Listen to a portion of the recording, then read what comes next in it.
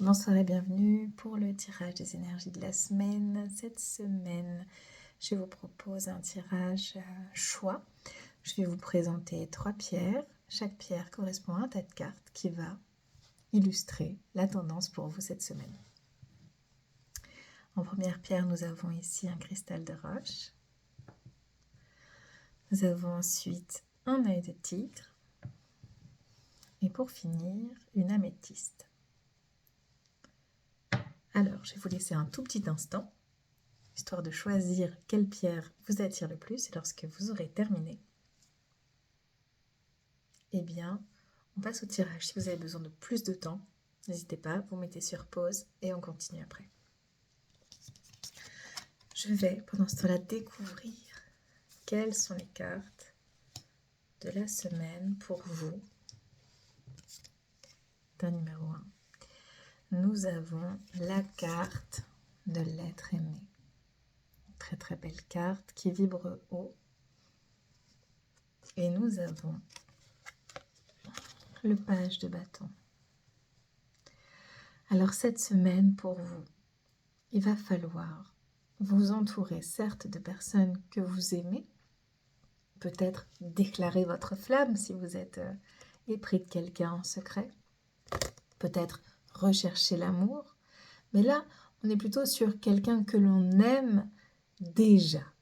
Alors évidemment ça peut être un amour amoureux, comme je le disais juste avant, ça peut être aussi tout à fait un amour d'amitié, un amour familial, filial, peut-être votre enfant, peut-être votre frère, votre sœur, votre parent, quelqu'un qui vous aime, que vous aimez en retour et avec lequel vous avez envie de passer du temps.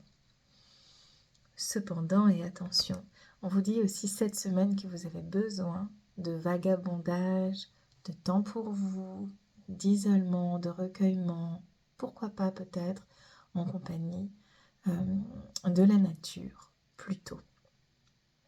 Cette semaine, ça vous permettra de mieux vous reconnecter à vous-même et notamment de mieux vous reconnecter à votre cœur. Vous avez besoin de cet ancrage pour ça. Si vous avez choisi le tas de cartes numéro 2 avec l'œil de tigre, nous avons ici la carte du miroir enfumé et la carte de la tour. Voilà. Alors pour vous, cette semaine, ça va être un petit peu plus challengeant. Rien de grave néanmoins. Il faut juste que vous soyez un peu préparés à voir les choses sortir du brouillard. Voilà. Vous avez peut-être des choses que vous n'avez pas voulu voir, mis de côté. Bon là, concrètement, cette semaine, il y a des choses qui vont réémerger, qui vont ressortir. Et c'est pour le mieux, c'est toujours pour le mieux que les paroles se libèrent et que les vérités éclatent au grand jour. C'est parfois un peu compliqué, un peu brutal, mais c'est toujours préférable à une demi-vérité ou un mensonge. Ou à une illusion, parce que c'est un peu ce que nous dit le miroir enfumé. C'est-à-dire que pour l'instant, il y a certains aspects de vos vies, certaines personnes, certaines connaissances, peut-être au travail, peut-être en vous-même aussi, et principalement, c'est probablement ça. Il y a des espaces que vous n'avez pas voulu explorer. Il y a des choses que vous avez préféré mettre de côté, parce que c'était trop pénible, trop douloureux, trop inquiétant, ou parce que ça nécessitait ensuite de faire des choix. Des choix que vous n'avez peut-être pas eu envie de faire. C'est la raison pour laquelle cette carte, cette tour, est une très belle carte, en l'occurrence. D'ailleurs, si vous voyez, elle a une mine réjouie, on n'est pas du tout sur quelque chose qui se détruit avec perte et fracas. On est vraiment sur quelque chose qui vient déconstruire, libérer, mettre en lumière, redonner de la place aussi. Et pour finir, pour ceux qui ont choisi l'améthyste, eh bien pour vous, nous avons la carte du serpent, mais aussi la carte du 2 de bâton. Alors cet ensemble de cartes, je le trouve extrêmement beau. Déjà parce que les cartes sont superbes, je ne sais pas si vous voyez bien. De toute façon, l'oracle du chaman mystique est absolument magnifique.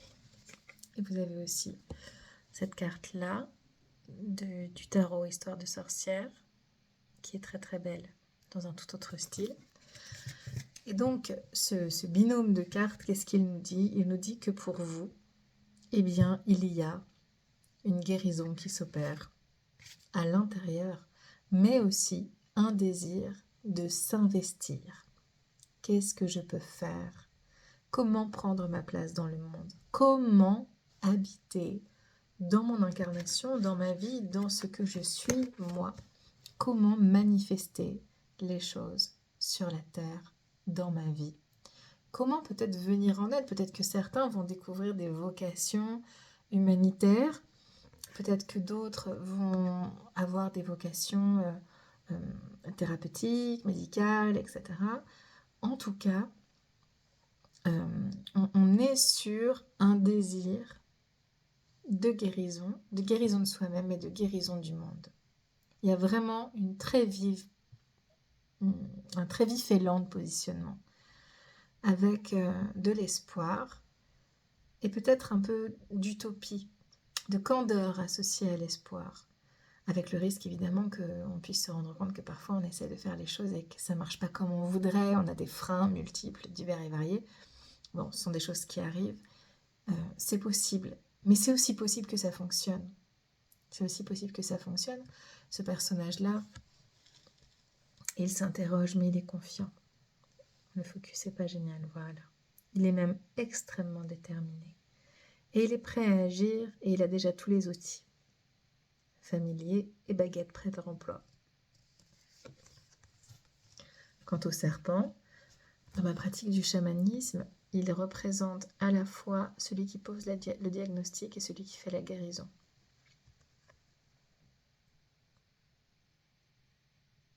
C'est vraiment un esprit de grande sagesse.